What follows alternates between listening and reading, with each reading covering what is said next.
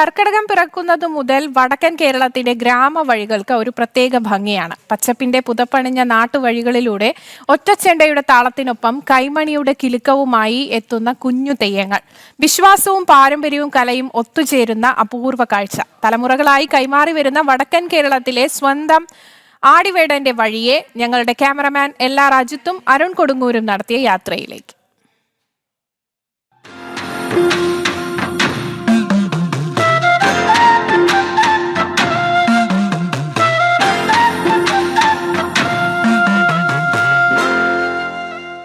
എന്താണ് ആടിവേടൻ?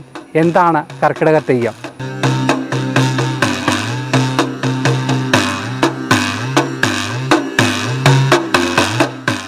ഇടതോരാതെ പെയ്യുന്ന കർക്കിടക മഴ. വീടിൻ്റെ ഉമ്മറത്ത് പുലർക്കാലെ കുഞ്ഞുമുഖത്ത് ചായം പകർന്നു തുടങ്ങി. മണിക്കൂറുകളുടെ പരിശ്രമം. അഴകോടെ ആടിവേടൻ, മലബാറിൻ്റെ സ്വന്തം കർക്കിടക തെയ്യം. ബാല്യത്തിൽ നിന്നും ദൈവത്തിലേക്കുള്ള ആദ്യപടിയാണ് മുഖത്തെഴുത്ത്. മുഖമെഴുതിയ ശേഷം ആഢ്യാഭരണങ്ങൾ അണിയുന്നു. മുഖത്തെഴുതി കഴിഞ്ഞതിന് ശേഷം നമ്മൾ തലച്ചമയം എന്ന് പറയും. തലച്ചമയം വെച്ച് കെട്ടും. അതിൽ നമുക്ക് കിരീടം, തലപ്പാളി, കാത്, ചെന്നിമലര് അങ്ങനെയുള്ള സാധനങ്ങളാണ് വെച്ച് കെട്ടാൻ ഉപയോഗിക്കുന്നത്.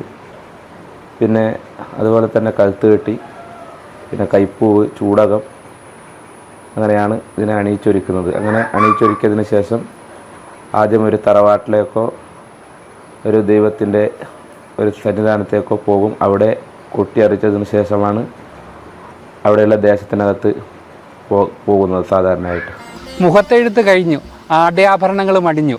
ഇനി ഗ്രാമവഴികളിലൂടെ അനുഗ്രഹം ചൊരിഞ്ഞുള്ള യാത്രയാണ്.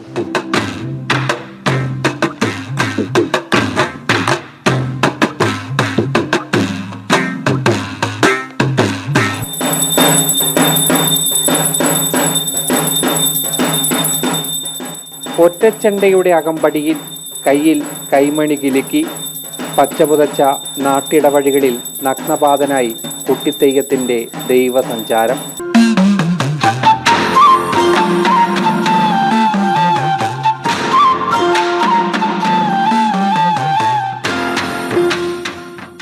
ചെണ്ടയുടെ താളത്തിൽ തോറ്റൻപാട്ടിൻ്റെ ഈരടിയിൽ ഭക്തിയോടെ വീട്ടുമുറ്റത്ത് ചുവടുവെക്കുന്നു ആടിവേടൻ. പഞ്ഞക്കർക്കിടകത്തിൻ്റെ ആദിയെയും വ്യാധിയെയും അകറ്റാൻ.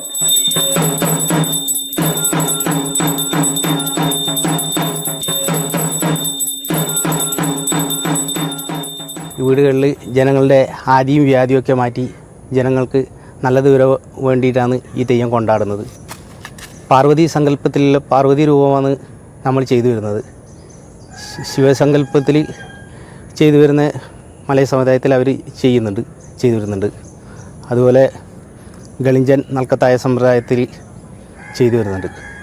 ദൂരയിടങ്ങളിൽ നിന്നും ചെണ്ടയുടെയും മണിയുടെയും ശബ്ദം കേട്ടാൽ വീടുകൾ കർക്കിടക തെയ്യത്തെ സ്വീകരിക്കാനൊരുങ്ങും.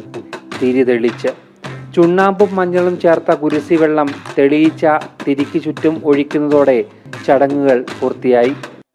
കർക്കിടക മാസത്തിൽ വീട്ടിലേക്ക് തെയ്യം വരുന്നത് കർക്കിടക കാലത്തെ ദുരിതവും സങ്കടങ്ങളും മാറ്റാൻ വേണ്ടിയാണെന്നുള്ളതാണ് നമ്മുടെ ഒരു വിശ്വാസം. അപ്പോൾ തെയ്യം വരുമ്പോൾ ഞങ്ങൾക്കൊരു ആശ്വാസം, സന്തോഷമാണ്. കുട്ടികൾക്ക് അത് കാണുമ്പോൾ ഒരു സന്തോഷമാണ്. നന്മ നിറഞ്ഞ നാട്ടുവഴികളിൽ കുഞ്ഞു ദൈവങ്ങൾ ഇങ്ങനെ നടക്കട്ടെ. നല്ലൊരു നാളേക്ക് മനനിറഞ്ഞ് അനുഗ്രഹിച്ച്.